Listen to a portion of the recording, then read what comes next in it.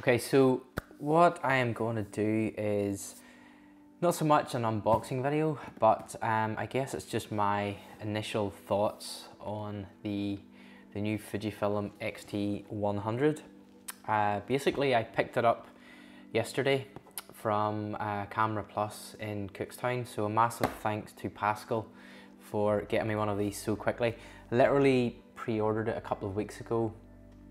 I was on the lookout for a new vlogging camera which was going to have a flip around screen, and obviously I shoot Fujifilm, so being able to get something that I could also utilise the XF lenses was kind of important, because I looked at the Canon M50, and then when this here was announced I thought, well, this kind of makes more sense because I am a Fuji shooter, and I really loved the kind of video quality that was coming out of the XT2, which I've been using for some B-roll footage and stuff for my vlogs. So anyway, I picked this up yesterday, literally brought it home, charged the battery and went straight out with it as I was doing a vlog last night, and literally turned it on, started shooting.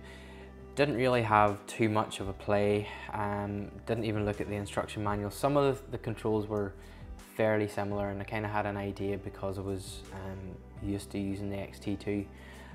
But I guess first off, from a vlogging point of view, because I'm not really going to talk about stills photography because I didn't actually shoot any stills on it, and I don't know that I will. But it's probably mainly going to be for video, and kind of first impressions. I'm really happy with the actual quality of the video. Now, last night I was shooting 1080p 24 frames per second or 25 frames per second. Didn't try any slow-mo or anything like that, but everything was shot at the 1080p, and I guess it's just the same thing with any camera. You're kind of trying to get used to the different dials and where things are. I kind of struggled a little bit, and probably wasn't a wise idea literally lifting a new camera and going straight out and trying to vlog when you were out shooting sunset and kind of the light was changing quickly, and I was like kind of messing about with settings, and I was trying to get this focused and I was trying to get that focused. So it's kind of hard to say too much about the actual camera itself, but there were a few little issues I had, nothing major, but just obviously knowing where different settings are, where the different autofocusing systems were. So obviously on the front of the XT2 there's a little button down here where you can flick it between AFS and AFC and manual. On this, whenever you go into the movie mode, from what I can find, you have to actually go into the menu and actually change from AFC to AFS. So I don't know, that may not be completely true, so there may be another way of doing it. There may be a shortcut. Perhaps it's got a touch screen, perhaps you're just touching the screen. I have no idea. So maybe if someone else has any experience with this, please let me know. But I will have to read the manual and kind of read up on it a little bit. But yeah, so I guess for me, is this going to be my next vlogging camera? I would say yes, I probably will keep it. As I say, the articulating and flip round screen is kind of one of the things that sold it for me, and also the fact that I could put on a Rode video micro on the top and it goes in here. One thing I would say about that actually is out of the box the Rode won't work on this here.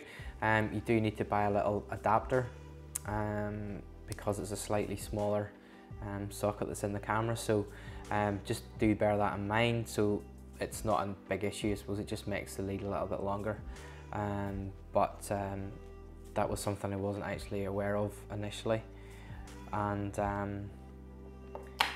yeah, I guess like the price point of this was like $620, and it came with the 15 to 45mm lens. Now as I said, one of the things that I really liked about it was the ability to use other Fuji lenses. So I kind of had figured that I probably would maybe be using some primes and stuff, but I have to say this lens is tiny, it's lightweight, and so far from what I've seen last night, it's really good quality for video. I'm going to drop some footage, just a little bit of footage I filmed last night, just to kind of let you see the speed of focusing and tracking focus, and I was using the eye focus or the face detection thing quite a bit as well. So a lot of the vlogging where I was actually talking to camera, I was using it on AFC, so it was constantly tracking my face, and it did show up on the screen. It did show up the little green box around my face and stuff, so it was picking it up. But yeah, fantastic little lens that came with it. So like, probably for 99% of the vlogging stuff and the B-roll stuff, I may actually end up just using this one lens, because it's actually really good for what it is. So I'm pretty chuffed about that. It does only go down to 3.5, but you still, if you kind of have it quite close to your face, you still do get a really nice kind of bokeh effect and stuff, so that's kind of cool as well.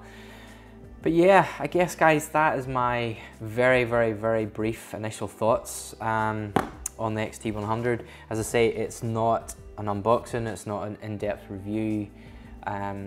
If you've kind of been following my channel, I'm not really into doing that sort of stuff. It's more about landscape vlogging and kind of documenting me out on location. But I just kind of thought it might be useful, because I know maybe some of you guys that follow me also do a little bit of vlogging as well. So I thought this might just be useful for you to know a little bit more about it. And maybe through time, as I get used to it and kind of get more familiar with setting it up and the controls and stuff, then I may do another video just to kind of show you a little bit more about it and maybe go into a little bit more depth. But yeah, so in the meantime guys, thanks so much for watching.